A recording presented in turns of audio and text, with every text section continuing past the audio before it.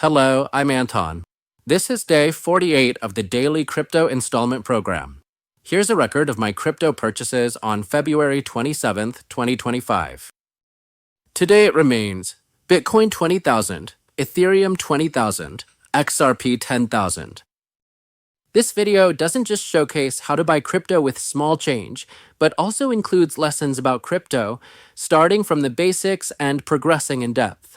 So, watch this video until the end and don't forget to subscribe to ensure you learn more about the world of crypto at a higher level. This will make you more confident about starting to invest. Before we discuss today's topic, for those of you who like to ask what application I use to buy crypto and whether I use AI, see the answer in the description of this video.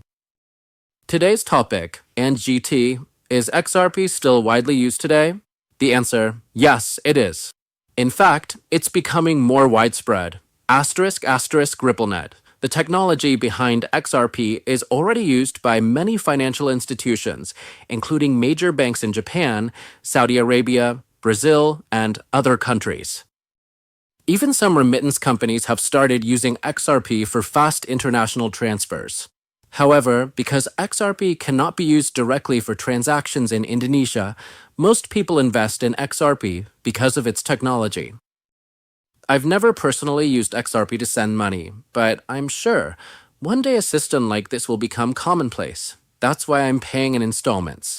So when this technology becomes more accepted, I won't be left behind. If you want to introduce your parents or coworkers to XRP, share this video. We close week 7 tomorrow.